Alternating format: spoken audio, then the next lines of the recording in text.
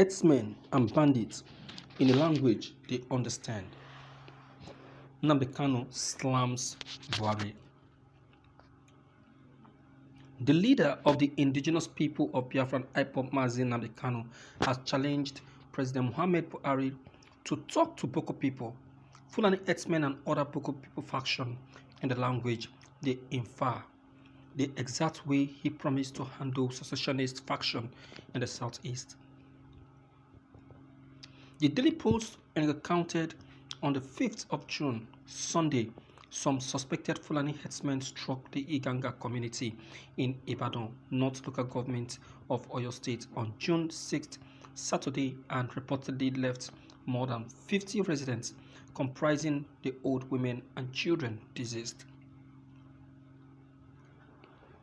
In the raid that reportedly lingered over 3 hours, the Fulani herders destroyed properties and burnt down houses and vehicles. The people of the community insist it was Fulani herdsmen who raided their town. In a related deployment, Daily Post also recounted that some gunmen believed to be Fulani herdsmen launched a deadly assault on Odugbeho community located in Agatu local government area of Benue State. They killed more than 40 dwellers of the community during the assault that occurred on Sunday evening. Abba Moro, who happens to be the senator representing the Benue South Senatorial District, substantiated the event in an affidavit on his official Facebook handle. The president of Nigeria, President Muhammad Buhari, had lately promised to deal with secessionist group, which include the indigenous people of Biafran IPOB and their defense wing, the Eastern Security Network (ESN), who has been indicted of demolishing public properties in the southeast and south-south geopolitical zone. The leader of IPOB, Nnamdi Kanu, in a tweet asserted he wants to talk to his fellow Fulani herders, killers, Iswa Boko people, etc. in the world they will comprehend. You see, if you look at what Nnamdi Kanu have just said, that is the truth. President Buhari, when it comes to issues concerning the Fulani herdsmen, or when you see that when he sees that the Fulani herdsmen are the ones striking or attacking, you will see that he will remain mute. He will not even utter a word. One single statement he will never utter.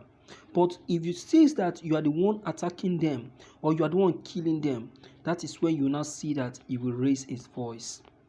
Instant, he will raise his voice. You understand? And that is one thing I discovered about the President Muhammad Buhari.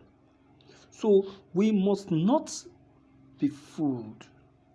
We have been fooled for 2 decades, 2 terms.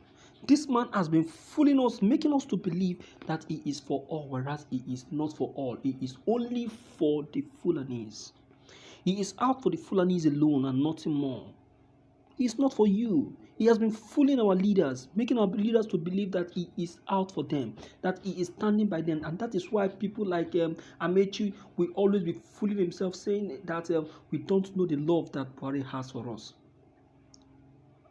And that is why the person like Uzodinma will always be fooling himself around President Buhari. You see that? All these things are what we need to know about this man called Buhari. You have to be wise. See what they are doing in the southeast. See what they are doing in the southeast. The attitude they are putting up in the southeast, is that the attitude that's supposed to be put up by military men? That is the attitude of a criminal. Seeing people and killing them on sight without any reasonable reasons or action. It is criminal, because it is only a criminal that sees people without any proper observation or interrogation, they shoot. You see?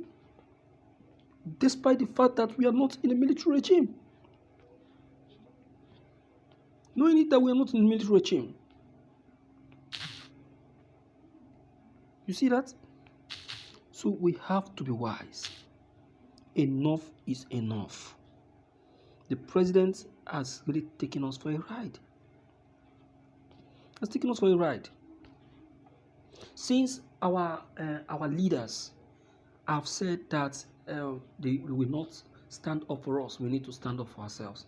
And that is why Mazi Nnamdi Kanu has taken it upon himself to, to take the pain and protect his people, because we are his people. And it's not paining them that we are now believing on Nnamdi Kanu. It's paining them that we are believing on Nnamdi Kanu. So the whole thing is giving them a lot of concern. It's giving them a lot of concern. So they are worried. You understand now? They are worried. So that is the issue. That is the problem. We must not give in to their tricks. We must not give in to their tricks, because all these things are tricks of the Fulani herdsmen.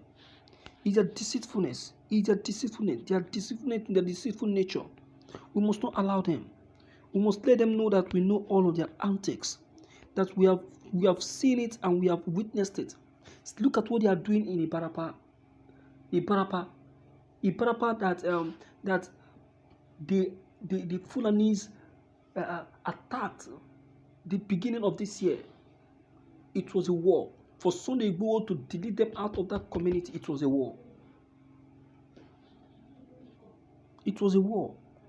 So we can no longer take this. Enough is enough. Enough is enough. That's why I value the action of Nnamdi Kanu and Sunday Igboho.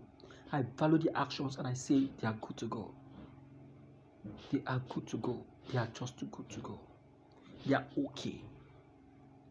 Let the right thing be done and let the people be saved. Do you understand? Let the people be saved. Chicken out. You understand? Because if we keep folding our hands and be watching these people, you will see how these people will keep taking advantage of us. They'll keep taking advantage of us. Nnamdi Kanu is telling us this, but we never want to listen. We thought that Nnamdi Kanu is deceiving you. In fact, look at. Is this not the Yorubas now that are now clinching to Biafrans? The Yorubas that used to, go against Biafran's struggle, and they used to speak against the struggle. They are now the one clinching. Look at Wole Soyinka.